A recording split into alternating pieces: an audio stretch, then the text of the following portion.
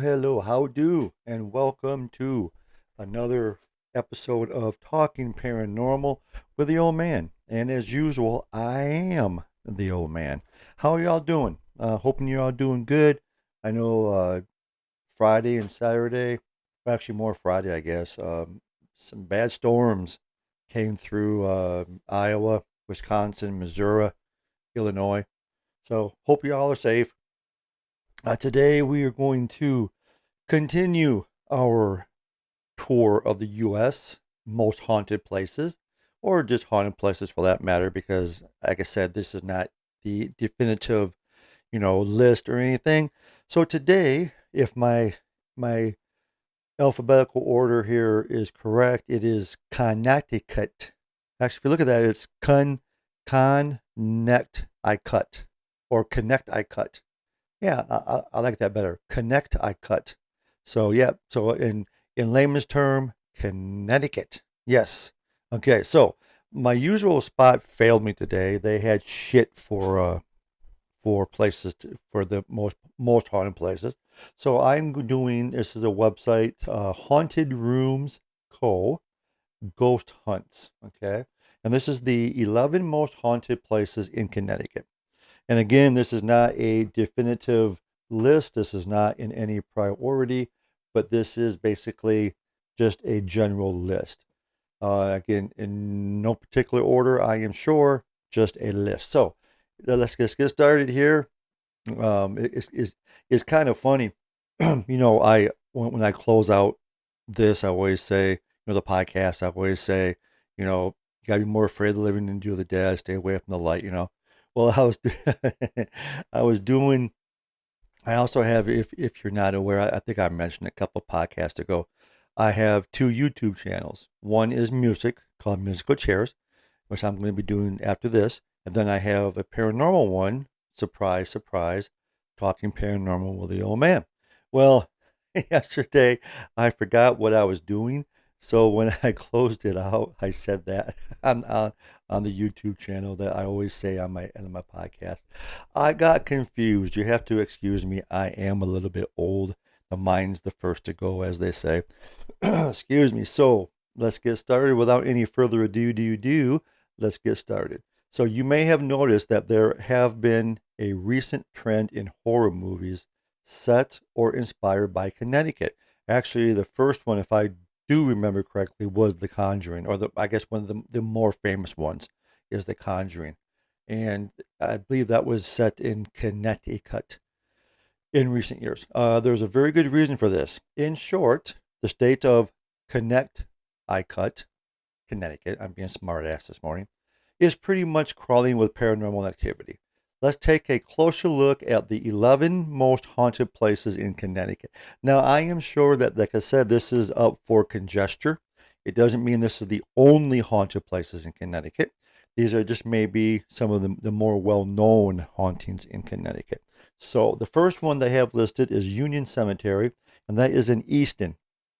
Okay, excuse me. Easton Cemetery, like most burial grounds, has its fair share of ghost stories. Well, yeah, most of them do. The most prominent one is probably the White Lady. Why is it? Why is it? It's like it's always a white lady.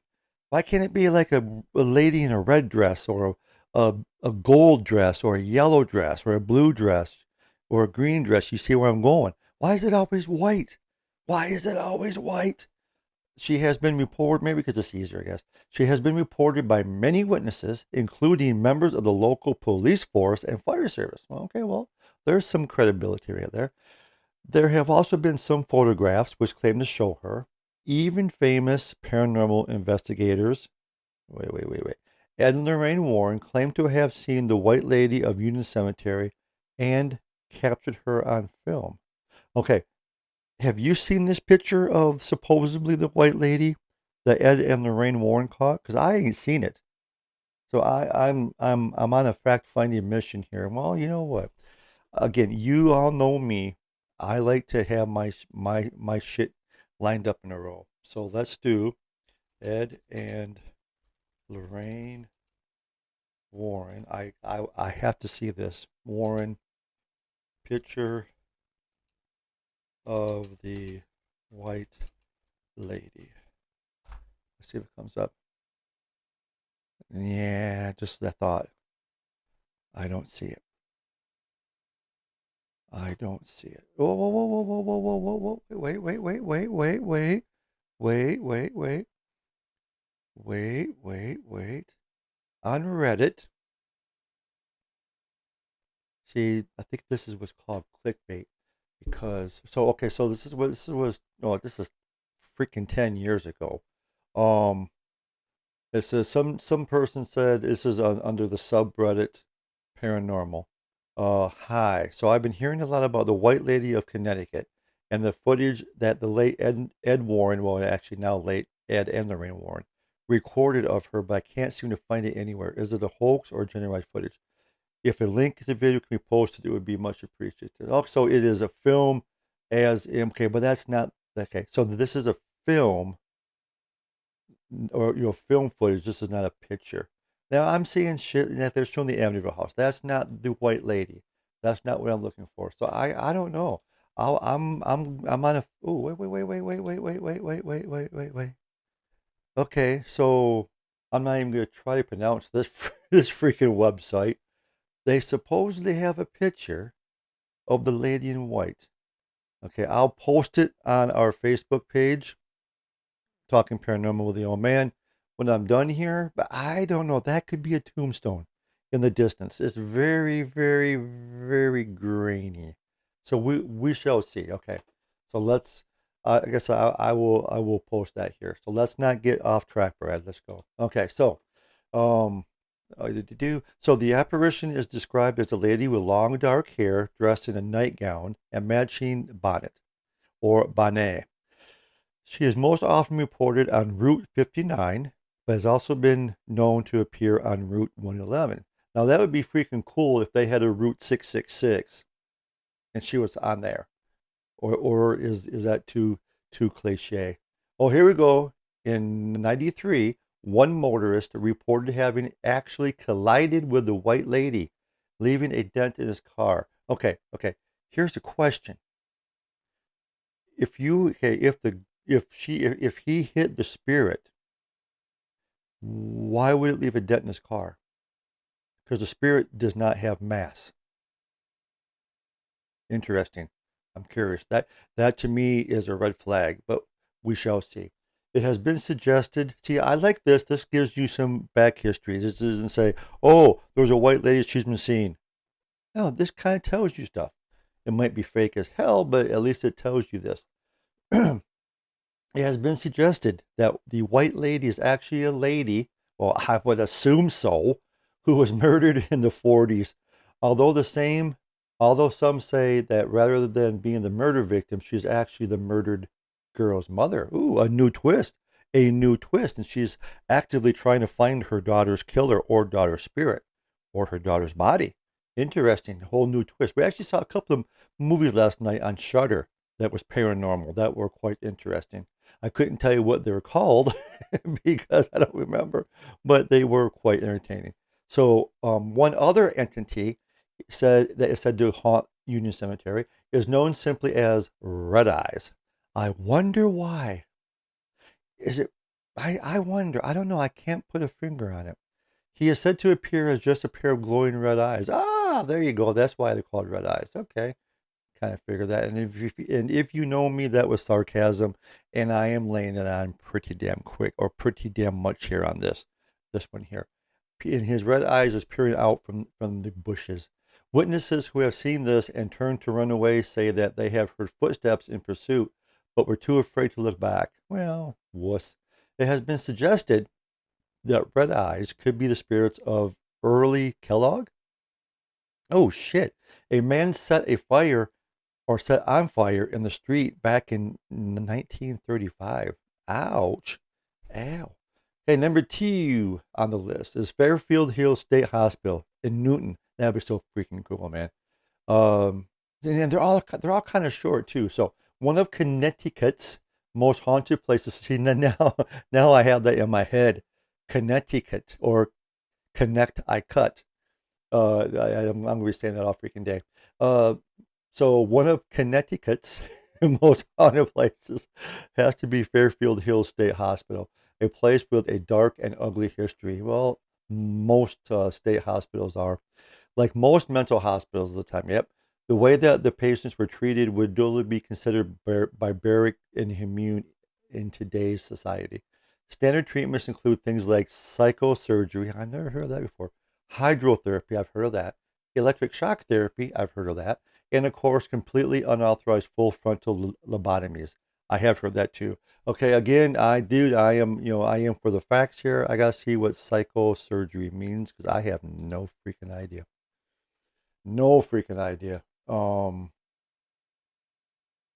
Okay, psychosurgery or neurosurgery for mental disorders involve highly precise, minimally invasive procedures targeting specific brain areas to treat severe treatment refractory conditions like OCD and depression. I'm screwed because I have like, I mean, I'm not like, I'm not diagnosed, but I'm like OCD, ACD. Things have to be perfect, have to be organized. I think part of that is Marine Corps. The Marine Corps way of life. I was only in for 4 years, but still, um, things have to be perfect. I hate things out of place. I hate when things aren't centered on a wall. I will get a freaking tape measure in my office or someplace else in the house, and if I'm putting a picture up, it has to be exactly the same distance from both walls. I have put a picture up 4 times trying to get it straight. Our son, he's moved out of the house years ago. He has a turtle that we is still living here. He's not paying me turtle support. He should. That turtle's expensive, but we got a new stand for him. His name is Rocky, by the way, not our son, but the turtle. He's a red-eared slider. And I had to adjust that tank 4 times to get it exactly the same space on each side and on each ends and in the center. That's just how I am.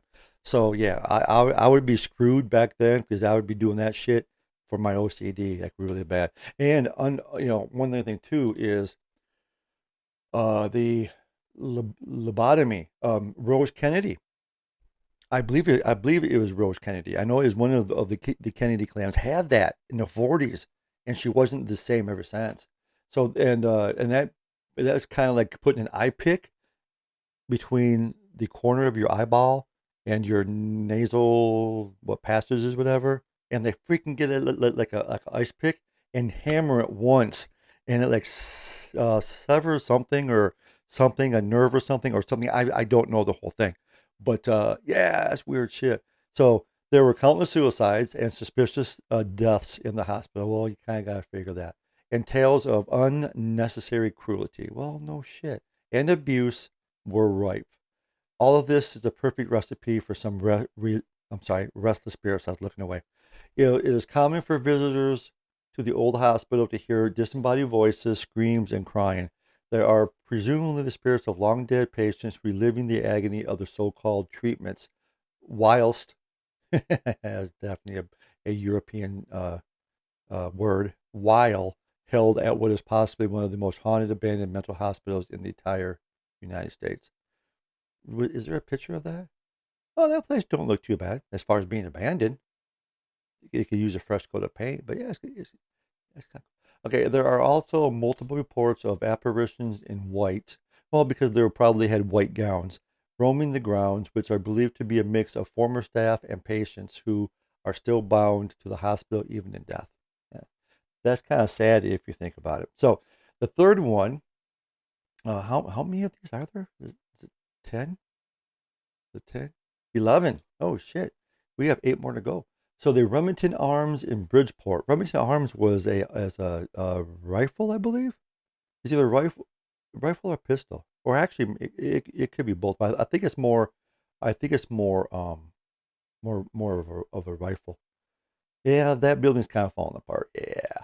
Okay, Remington Arms in Bridgeport, Connecticut, first opened in 1867 as the Union Metallic Cartridge Company, but it was bought by Remington Arms in 1915 and was expanded into a 73-acre manufacturing plant. During the early 20th century, Remington Arms was one of America's biggest munitions companies, employing over 15,000 people. Holy shit. and producing tons of munitions every year. Well, yeah, that would have been during like World War One, World War Two, I assume, the Korea War, I'm assuming, Vietnam, I assume. Like many factories, Remington Arms has seen its fair share of accidents. Well, yeah, you got ammunition, gunpowder, all that good stuff. Many of them fatal. A few of the deaths on these premises include two employees who fell into a giant vat of molten metal. Ooh, that would be quick death. And several more in the explosion in 42. Probably, I was assuming, yeah, because that was a bit after Pearl Harbor. So, yeah, so that was during World War II. The explosion occurred at the height of wartime efforts, right on the production floor. 7 employees died, and around 80 others suffered injuries. It is believed that the shadowy figures are frequently seen on the factory could be, or the factory floor could be the spirits of those who perished in the explosion. And that, oh, they actually have the address. Let me go back up here. Okay, there's no address on that bad boy. Okay, the Union Cemetery, if you're in Connecticut or Connecticut, whichever, that is on routes 59. Okay, I'm sorry, the Union Cemetery. I can see this, you guys can't. So Union Cemetery is located routes 59 and Connecticut 136 in Easton, CT 06612. Okay, there's no address for flies in here. There's no address for the state hospital in Newton. There's probably the go. Oh, I am sorry. It's not listed where the other ones are at. The other one was listed at the bottom of the article. This is in the front. That is at 3 Primrose Street, Newtown, CT 06470. Okay, so the Remington Arms is located at 812 Barnum Avenue, Bridgeport, CT 06608. Okay, now we're up to number 4, which is Dudleytown, Cornwall. It is a ruin, so it looks like a ghost town kind of thing. I think I've read about this actually. Actually, I think I have read about this actually. Um, One of the main reasons Dudleytown is said to be one of the most haunted places in Connecticut, Connecticut, is that it is allegedly subject to a powerful curse. Yeah, I think I've seen this one. All people by the name Dudley are said to have traced their family line all the way back to a sexton. I'm sorry, a Saxon by the name of Dud, who was the Duke of America. Think of America without the A, America, and died in the early half of 700 A.D. It is upon this land, or his land, that Dudley Castle was eventually built. The alleged curse is origin goes back to England circa 1510 when Edmund Dudley was beheaded after making plans to overthrow King Henry VIII. There's a lot of V's and ones in there, or I's in there.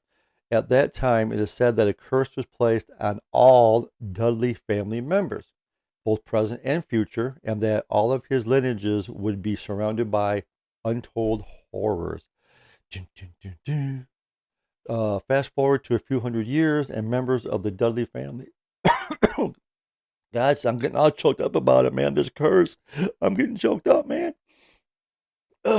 Came to settle in Cornwall, Connecticut, having immigrated from England. The area was dubbed Dudleytown.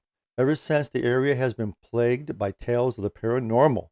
It has been claimed that several residents of Dudleytown saw demons, oh, come on, and ended up going insane and committing suicide.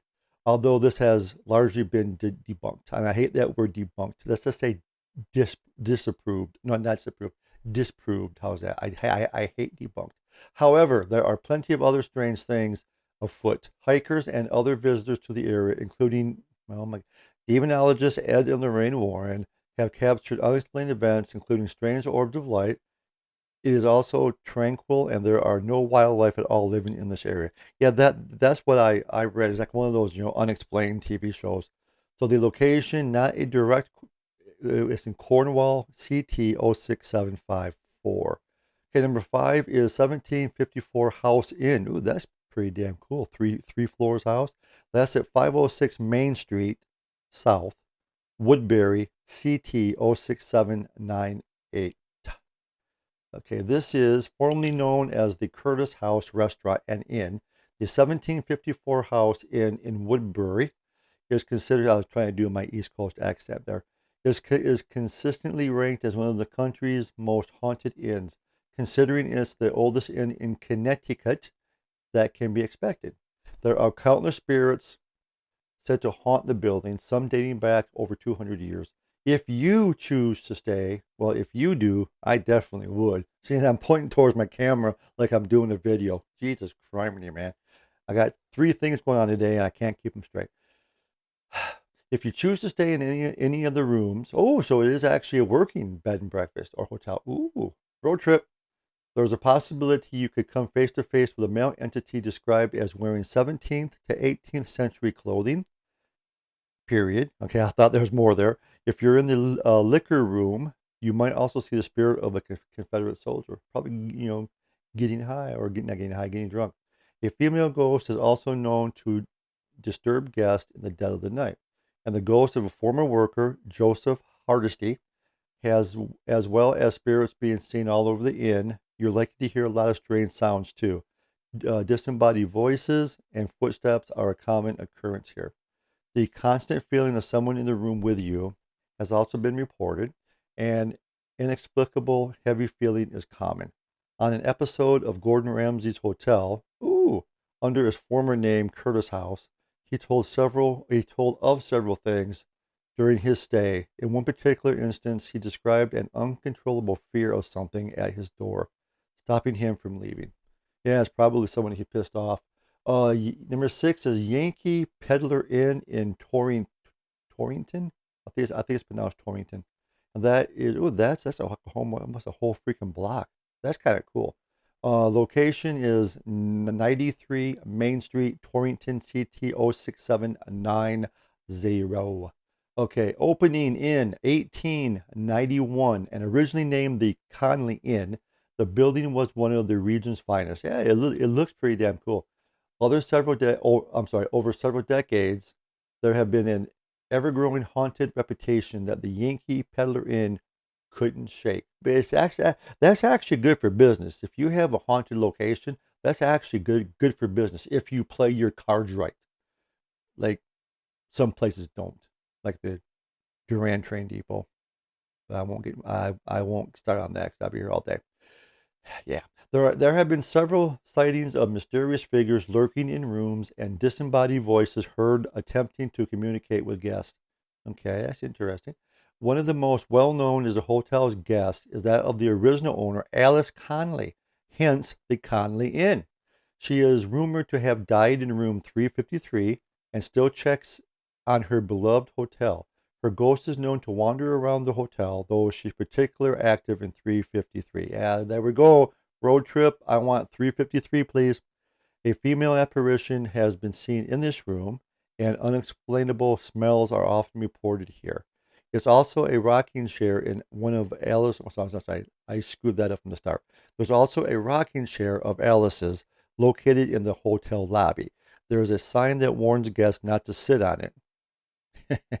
And it's been witnessed rocking of its own violation many times. That's the last thing you do is put a sign not to do something. People are going to freaking do it. One time, really fast, we were in Gettysburg, Pennsylvania, and we were at Little Round Top, and there's a castle. It's like a castle monument. If you've ever been to Gettysburg, and I say Gettysburg because that's what they said in the movie Gettysburg or Gettysburg. In Gettysburg, there's on the whole battlefield, and even there's a few in town. There's a whole bunch of freaking monuments.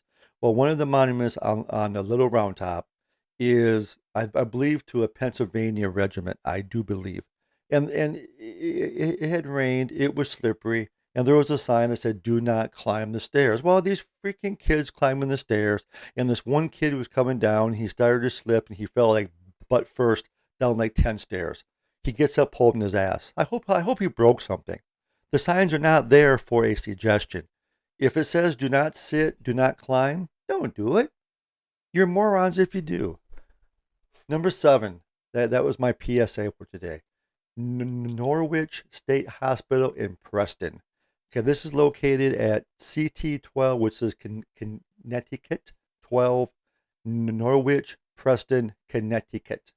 We see they didn't have the zip code. Oh, that looks run down. That's about ready to collapse at any time here. Looks kind of cool though. So we have already seen one hospital on the list, but let's look at one more. This time is the Norwich State Hospital in Preston. The hospital first opened its doors, just pores, its doors back in '04, taking in 95 patients. Over time, it has expanded and ended up with over 20 buildings and some 2,000 patients. The majority of the patients, this is a long read here. Holy shit. The majority of the patients were mentally ill, but those with tuberculosis, TB, or chemical dependency were also omitted. The first recorded death occurred the same year that the hospital opened when one of the patients committed suicide by hanging himself. Well, yeah, probably not too great of conditions.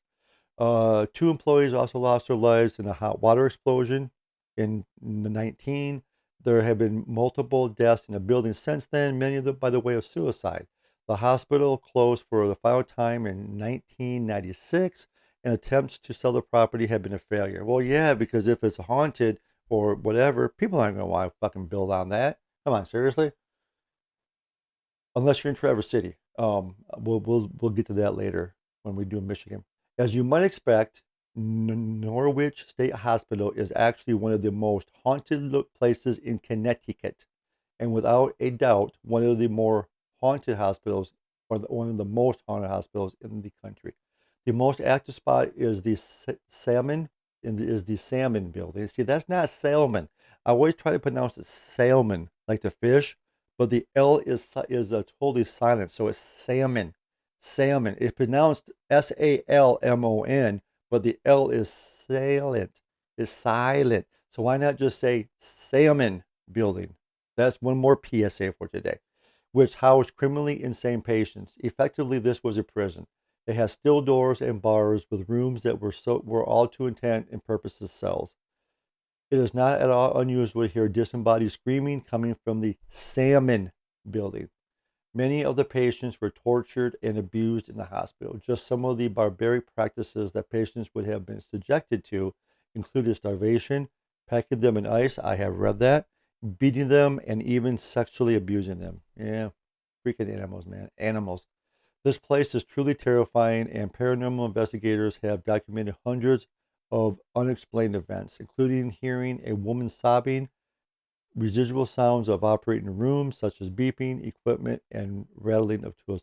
There should have been a comma there, including hearing a woman sobbing, or comma, so you pause, and then you finish the sentence. There are also sudden cold spots, and many people have heard doors slam and seen children running around. Now, that's bad parenting 101. You're in there doing an investigation in this abandoned state hospital, and you bring your kids and you let them run free. Bad parenting, man. 101. All right, this is the Sterling Opera House in Derby. This is number 8. Location is Elizabeth Street, Derby, CT 06418. Built in, oh, good, a small one here to read. Built in 1889 and serving a multitude of purposes over the years, comma. The Sterling Opera House was the first building added to the National Registry of Historic Places. Oh, really? In November of '68. Really? Was the first building added to the National Registry of Historic Places. I did not know that. See, you do learn stuff from this podcast. Not usually, but today we are. Back in its heyday, it welcomed world-class performers including Harry Houdini, Red Skelton, and did so until it closed its doors in '45. Since then, the building has sat empty and tragically decaying. Well, it doesn't look too bad. I wonder if there was like restore projects going on because it looks pretty good. It looks pretty good. Um, the paranormal reputation has been growing for decades. In 2011, the Opera House was the center of an investigation by the crew from TV's Ghost Hunters. I'm sorry to hear that. Although there have been no stories of deaths occurring at the Sterling, the spirit of its namesake, Charles Sterling, it is said to be lurking in there. See, so where's your end parentheses? There's no end parentheses in there. There's also believed to be the spirit of a boy named Andy hanging around the balcony seat playing with a soccer ball. That's not where I thought you were going with that, but that's okay. Number 9 is Guntown Cemetery in Naugatuck. I think that's how you pronounce that. And it's located in Naugatuck, CT 06770. All right, the Guntown Cemetery in Naugatuck, that's how I'm going to pronounce that, is a small, unsuspecting cemetery established in 1790. Although no urban myths and famous legends are surrounding this graveyard, there are countless claims of paranormal activity occurring here. People have often cited the shadowy figure of a small boy playing near the old wall at the entrance. Okay. The apparition of a man carrying a lantern and leading a horse has been seen walking across the grounds. And people have often heard small children laughing. Again, parenting 101 gone bad. Having been investigated by Connecticut's demonologist, oh my God, Adam Lorraine Warren, and described as officially haunted location. The cemetery has been been a popular spot with paranormal investigators. Many have captured strong EVPs, electronic voice phenomena, which I have covered, and I don't think that's the right way to say that. It should be something else because the voices are not electronic, but I can understand that they're being recorded on electronics, so I can understand that. And caught orbs and pictures with this naked eye. The only problem I have with it is officially haunted. Okay, just because you go to a air quote haunted location, it does not mean that you're going to get activity. Far from it. And I have said this story before. We drove 12 hours to Villisca, Iowa, to the Axe Murder House in Villisca. And from here, our house is 12 hours. So we drove 12 hours there. We spent 12 hours there and then came back 12 hours. And we didn't get shit.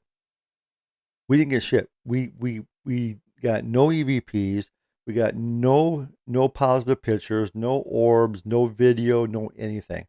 Our only excitement was when we were coming back and we were going, we stopped in, I think it was Des Moines. We stopped in Des Moines to spend the evening. And we saw a skunk. He was walking. This is about 4 o'clock in the morning.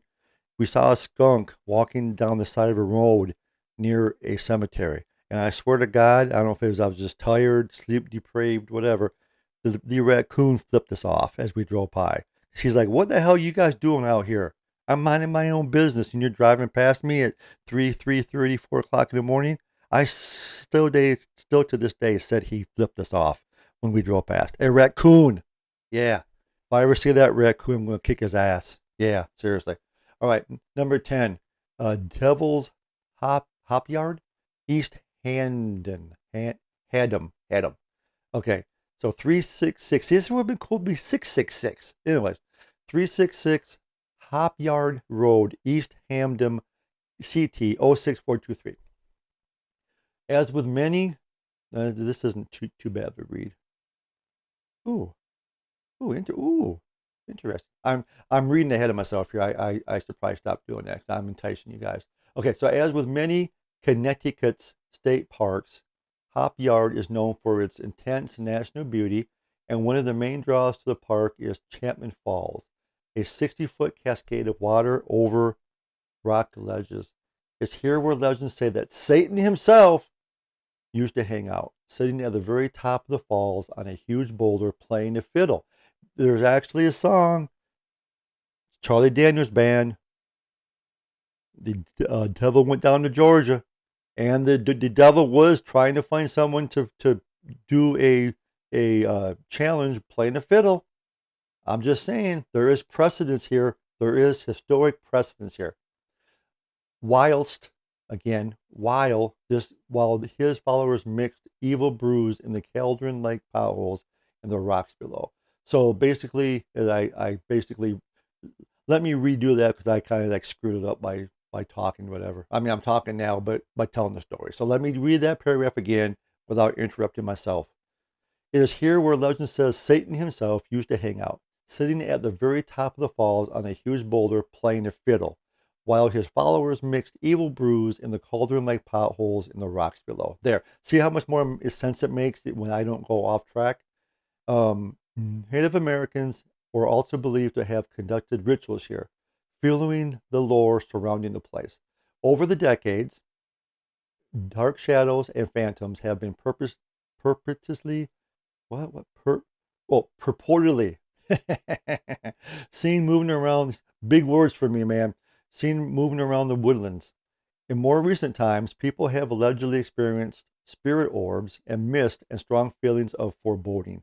That is a fancy word. Foreboding is a fancy word for like feeling uneasy, uneasy. Others have heard demonic voices that that hurt, and unexplicable laughing. Oh, that did hurt. I can't do that.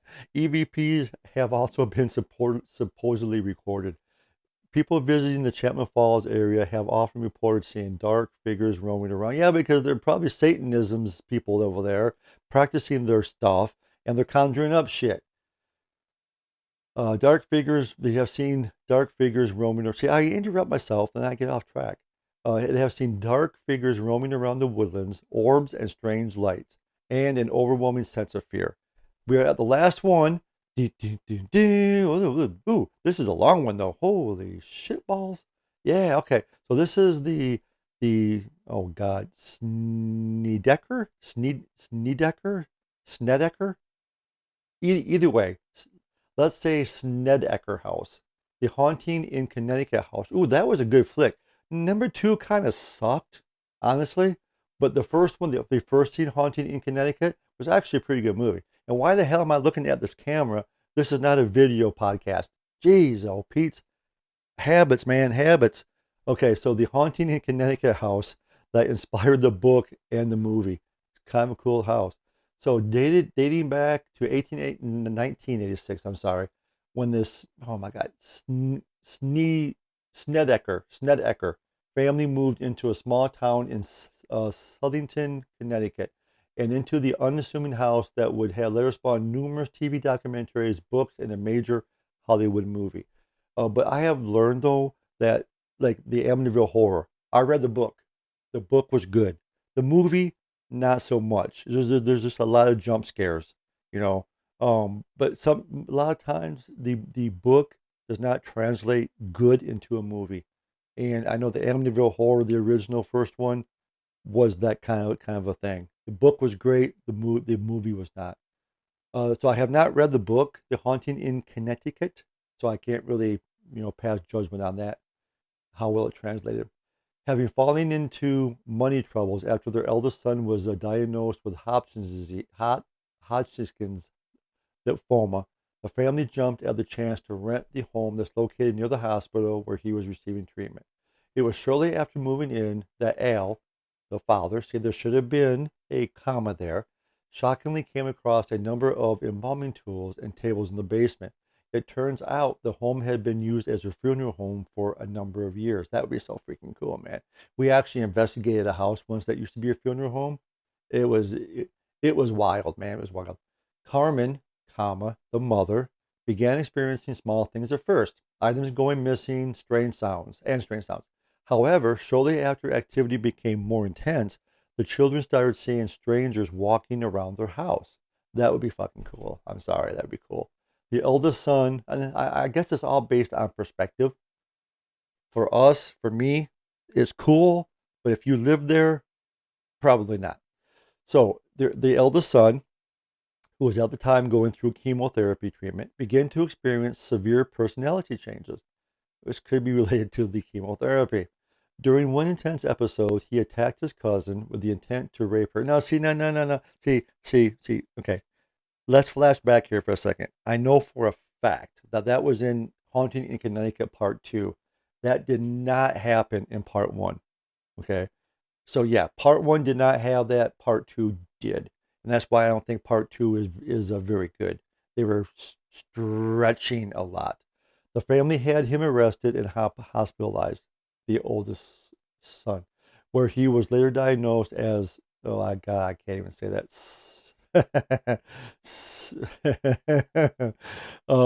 Schizophrenic. I can't say that, do you, man? It's Schizophrenic. Look it up because I ain't even going to try because I can't say it. He started to get better, but deteriorated again when he returned home. Maybe because the activity was influencing him when he was at home. Once he broke free, he was fine. Same way that was in The Conjuring, in the first Conjuring. Remember the wife? She could not leave the house because of Bathsheba.